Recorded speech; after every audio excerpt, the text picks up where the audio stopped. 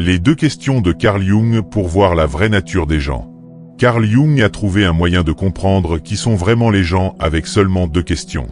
La personne en face de vous cache peut-être quelque chose d'important sur elle-même, sans même le savoir. À la fin de cette vidéo, vous ne verrez plus jamais les gens pareils. Jung disait que tout ce qui nous énerve chez les autres peut nous aider à mieux nous comprendre nous-mêmes. Notre vrai caractère ne se montre pas dans nos réussites ou nos échecs, mais dans quelque chose de beaucoup plus fin. Le masque qu'on porte tous. Carl Jung a passé plus de 50 ans à étudier comment fonctionne notre esprit, et ce qu'il a trouvé est troublant. Chaque personne porte ce qu'il appelait une persona, un masque qu'on montre au monde. Mais derrière ce masque se cache l'ombre, toutes les parties de nous qu'on refuse de voir. Voici ce qui est intéressant. Jung a remarqué que quand on est à l'aise et qu'on contrôle la situation, on arrive à garder notre masque parfait. On peut être qui on veut paraître. Mais il y a deux moments précis où ce masque tombe forcément. C'est là qu'interviennent les deux questions de Jung. Ces moments révèlent plus sur le caractère d'une personne que des années à l'observer. Pourquoi ? Parce que ça court-circuite notre esprit conscient et ça touche directement ce que Jung appelait les complexes inconscients qui dirigent notre façon d'agir. Comprendre les couches de notre personnalité. Jung disait, tant que vous ne rendrez pas l'inconscient conscient, il dirigera votre vie et vous appellerez cela le destin. C'est la clé pour comprendre pourquoi ces questions marchent si bien. Jung a trouvé que notre personnalité a plusieurs niveaux. La persona, le masque qu'on montre l'ego, notre moi conscient l'inconscient personnel, nos expériences refoulées l'ombre, les traits qu'on rejette l'inconscient collectif, les modèles humains communs à tous. Quand certains déclencheurs psychologiques sont activés, on contourne complètement notre masque et notre ego. On réagit à partir de notre moi véritable, la version brute de qui on est vraiment. Jung a trouvé deux déclencheurs qui marchent à tous les coups. Le premier est lié à la projection. On projette sans le savoir nos propres traits d'ombre sur les autres. Quand on critique quelqu'un, on révèle souvent nos propres caractéristiques cachées. Le second concerne ce que Jung appelait l'inflation de l'ego. Quand notre image de nous-mêmes est menacée ou trop gonflée, notre vrai caractère sort de derrière le masque. La première question, ce qu'on ne supporte pas. Quel genre de personne ne supportez-vous absolument pas? Écoutez bien comment Jung interpréterait ça, parce que la plupart des gens se trompent complètement. Ce qu'on déteste le plus chez les autres est en fait un reflet de notre propre ombre, des parties de nous qu'on a rejetées et qu'on refuse de reconnaître. Il appelait ça la projection psychologique. Quand quelqu'un répond à cette question, il ne parle pas vraiment des autres. Il vous donne une carte de ses propres angles morts psychologiques. Plus une personne s'énerve en décrivant ce qu'elle déteste chez les autres, plus il est probable qu'elle possède elle-même ces mêmes traits. Quelques exemples de ce que Jung a trouvé. S'il dit qu'il déteste les gens malhonnêtes, Jung dirait que cette personne a probablement du mal avec sa propre relation à la vérité. Peut-être qu'elle se ment régulièrement ou qu'elle a eu des moments de tromperie qu'elle n'a pas reconnus. S'il dit qu'il déteste les gens égoïstes, ça montre généralement quelqu'un qui a tellement refoulé ses propres besoins et désirs qu'il ne peut pas supporter de voir les autres exprimer ce qu'il se refuse. S'il dit qu'il déteste les gens faibles, ça révèle presque toujours quelqu'un qui a peur de sa propre vulnérabilité et qui a construit toute son identité autour de l'apparence de la force. L'ombre ne contient pas que des traits négatifs. Elle contient tous les traits qu'on a appris à rejeter en nous. Parfois les gens disent qu'ils détestent les fanfarons ou les personnes trop heureuses. Jung a trouvé que ça révèle quelqu'un qui a réprimé sa propre joie ou sa confiance. La deuxième question, quand on a eu tort. Racontez-moi une fois où vous étiez absolument certain d'avoir raison sur quelque chose, mais il s'est avéré que vous aviez tort. C'est là que le génie de Jung se montre vraiment. Cette question révèle quelque chose que la plupart des gens ne voient jamais chez eux. La façon dont quelqu'un gère le fait d'avoir tort révèle son vrai caractère, bien plus que la façon dont il gère le fait d'avoir raison. Pourquoi? Parce qu'avoir tort menace ce que Jung appelait l'idéal de l'ego, notre image de nous-mêmes en tant que personne compétente et qui sait. Quand notre idéal de l'ego est menacé, plusieurs mécanismes de défense inconscients se mettent en place. Le déni. Ils prétendront qu'ils n'avaient pas vraiment tort, que les circonstances ont changé la rationalisation. Ils créeront des explications compliquées pour justifier pourquoi leur erreur était en fait raisonnable. La projection. Ils blâmeront les autres pour les avoir trompés. La minimisation. Ils diront que ce n'était pas important de toute façon. Mais voici ce qui va vous surprendre. Les personnes avec le caractère le plus fort, selon Jung, n'utilisent pas du tout ces mécanismes de défense. À la place, elles peuvent reconnaître qu'elles ont eu tort sans que toute leur image d'elles-mêmes s'écroule.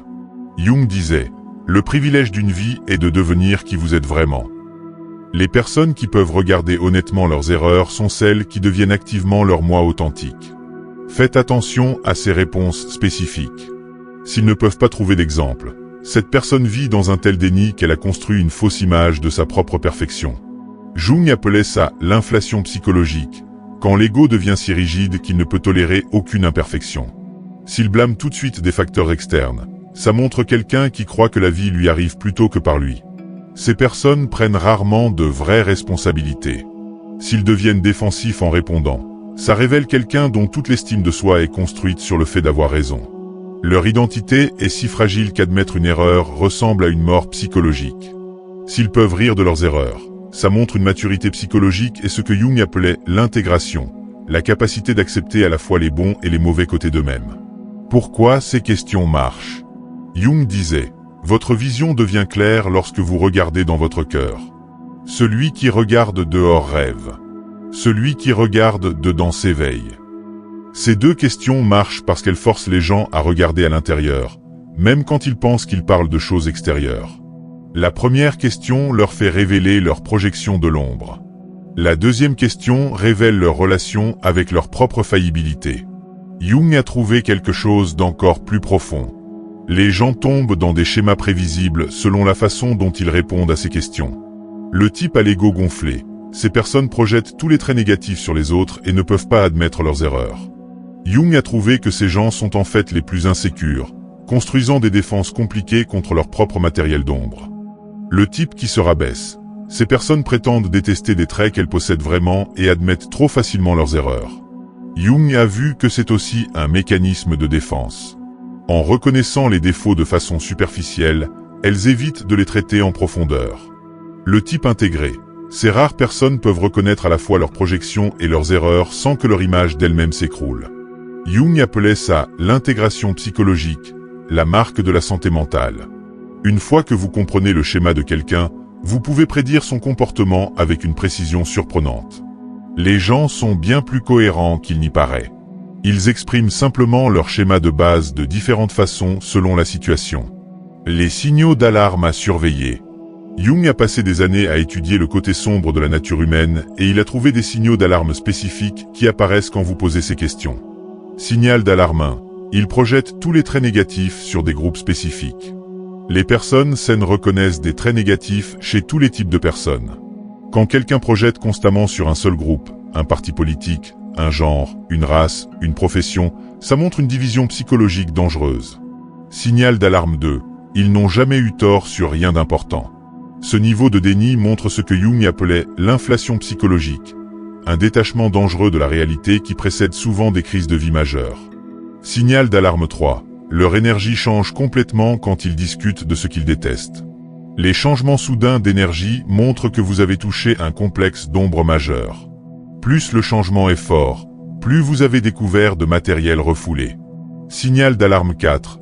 Ils vous retournent les questions de façon agressive. Les personnes qui détournent tout de suite ces questions cachent souvent le matériel d'ombre le plus important. L'impact de cette connaissance. Jung disait, la rencontre de deux personnalités est comme le contact de deux substances chimiques. S'il y a une réaction, les deux sont transformés. Ces questions ne révèlent pas seulement le caractère, elles changent en fait les gens. Pourquoi? Parce que l'acte de réfléchir honnêtement sur soi est ce que Jung appelait le début de l'individuation, le processus de devenir son moi authentique. C'est pourquoi vous devez être prudent dans la façon dont vous utilisez cette connaissance. Quand vous voyez le matériel de l'ombre de quelqu'un, vous avez le choix. Vous pouvez l'utiliser pour le manipuler ou vous pouvez l'utiliser pour le comprendre plus profondément. Jung a trouvé que la manipulation crée ce qu'il appelait un poison psychologique. Elle corrompt à la fois celui qui manipule et celui qui est manipulé. Mais quand vous utilisez ces intuitions pour une vraie compréhension, quelque chose de remarquable se produit. Les relations deviennent plus authentiques, plus honnêtes, plus réelles. Le retour vers soi. Voici la partie qui va changer la façon dont vous vous voyez. Ces questions fonctionnent dans les deux sens. Quand vous les posez aux autres, vous êtes aussi forcé de confronter vos propres réponses. Quand vous jugez les projections de quelqu'un d'autre, vous révélez les vôtres. Quand vous analysez la façon dont il gère le fait d'avoir tort, vous confrontez votre propre relation avec la faillibilité. Jung disait, « Tout ce qui nous irrite chez les autres peut nous conduire à une meilleure compréhension de nous-mêmes. » Ce n'est pas juste une belle phrase, c'est la clé de la croissance psychologique. Une fois que vous comprenez ces schémas psychologiques, vous pouvez les appliquer dans tous les domaines de votre vie. Dans les relations, vous pouvez voir au-delà du masque que votre partenaire présente et comprendre ces schémas psychologiques plus profonds. Ça mène à une intimité plus authentique. Dans les affaires, vous pouvez identifier les motivations profondes et les angles morts des gens. La plupart des conflits au travail viennent de projections de l'ombre non reconnues. Dans l'éducation, vous pouvez aider vos enfants à développer la conscience de soi en montrant l'exemple d'une réflexion honnête sur soi. Les enfants qui apprennent à reconnaître leur ombre tôt développent une santé psychologique plus forte. Dans le leadership, vous pouvez créer des environnements où les gens se sentent en sécurité pour être authentiques. Un vrai leadership nécessite de reconnaître son propre matériel d'ombre en premier. L'avertissement de Jung. Voici la chose la plus importante que Jung a trouvée. La chose la plus terrifiante est de s'accepter complètement. Les personnes qui deviennent douées pour lire les autres utilisent souvent cette capacité pour éviter de se regarder elles-mêmes. Elles deviennent des voyeurs psychologiques, analysant tout le monde tout en restant aveugles à leur propre schéma. C'est le plus grand danger de la connaissance psychologique. Elle peut devenir un autre mécanisme de défense, une autre façon d'éviter la vraie confrontation avec soi-même. Jung disait, « Votre tâche n'est pas de chercher l'amour, mais simplement de chercher et de trouver toutes les barrières que vous avez construites contre lui en vous-même. » La même chose est vraie pour la connaissance de soi. Votre tâche n'est pas d'analyser les autres, mais de trouver les barrières que vous avez construites contre le fait de vous connaître. Le défi. Carl Jung a passé des années à regarder dans les coins les plus sombres de l'esprit humain, et ce qu'il a trouvé là n'était pas confortable. Ce n'était pas propre. Ce n'était pas la version édulcorée de la connaissance de soi que la plupart d'entre nous préfèrent. À la place, Jung a trouvé quelque chose de bien plus profond et troublant. Chaque personne qu'on rencontre est un miroir qui reflète des aspects de nous-mêmes qu'on préférerait ne pas reconnaître. Mais Jung a compris quelque chose de crucial sur la nature humaine que la plupart des gens manquent complètement. Avant de pouvoir vraiment comprendre les autres, avant de pouvoir décrypter leurs motivations, prédire leur comportement ou les aider à grandir, on doit d'abord tourner ce regard pénétrant vers l'intérieur. On doit être prêt à affronter les vérités inconfortables sur nous qu'on passe la plupart de nos vies à éviter. Les deux questions tournées vers soi. Le premier miroir, ce qu'on ne supporte pas. Quel genre de personne ne supportez-vous absolument pas? Réfléchissez vraiment. Qui vous donne la chair de poule? Qui déclenche cette réaction immédiate de dégoût ou d'irritation? Est-ce le monsieur je sais tout qui monopolise chaque conversation? Le collègue passif-agressif qui ne dit jamais ce qu'il pense? La victime perpétuelle qui blâme tout le monde pour ses problèmes? L'ambitieux impitoyable qui marche sur les autres pour avancer? Quel que soit le type de personne que vous avez choisi, Jung vous dirait quelque chose qui pourrait vous mettre mal à l'aise. Vous venez de révéler quelque chose de fondamental sur votre propre ombre, ces aspects de votre personnalité que vous avez rejetés, refoulés ou refusé de reconnaître. Le concept de l'ombre de Jung ne parle pas d'être mauvais ou méchant. Il parle d'être entier. Chaque être humain contient tout le spectre du potentiel humain.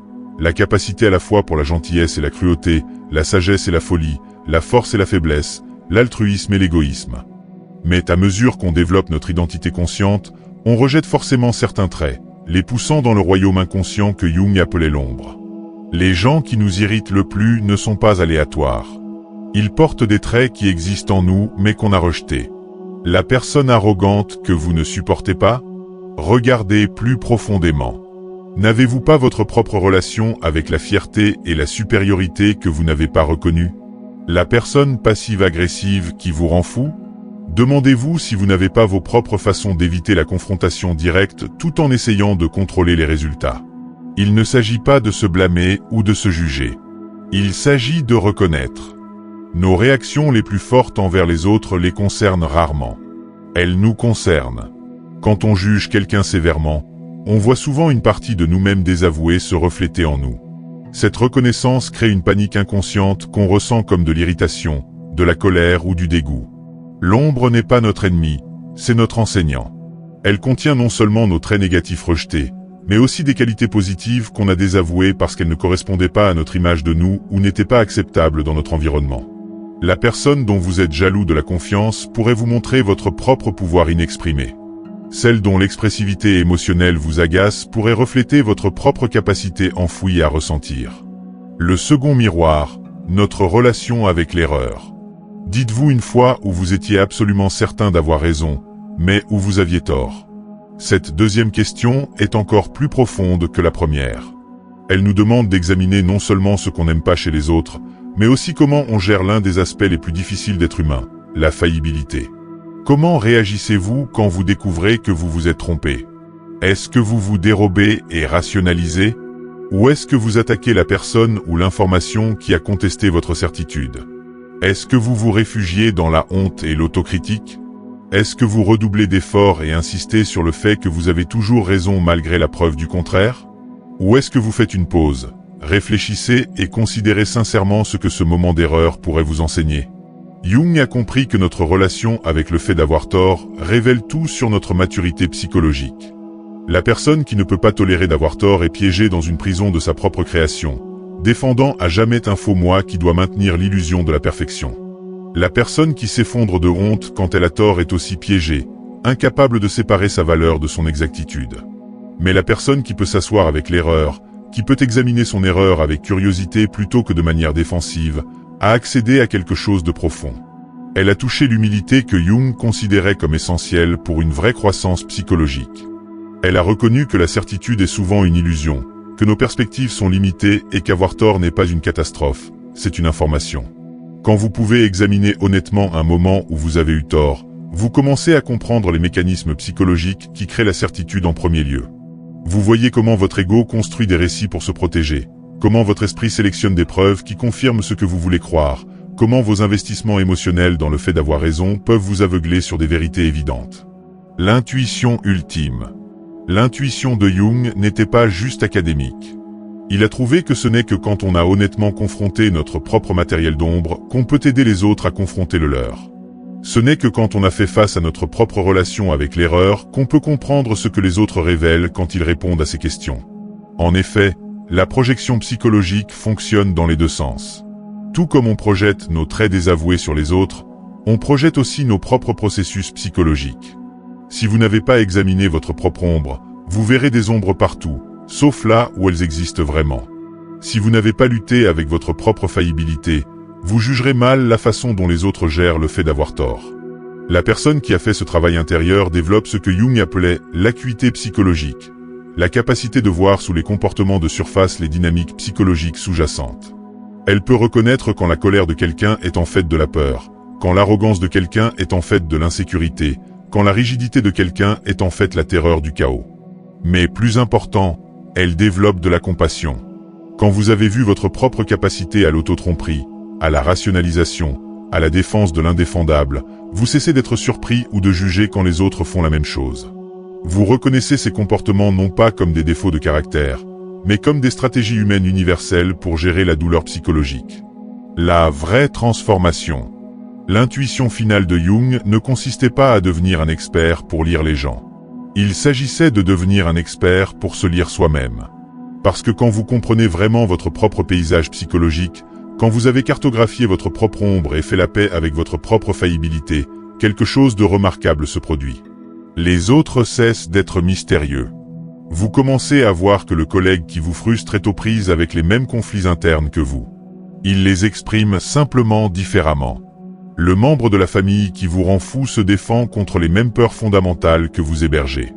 L'étranger dont le comportement semble incompréhensible utilise des stratégies différentes pour répondre aux mêmes besoins humains fondamentaux que vous.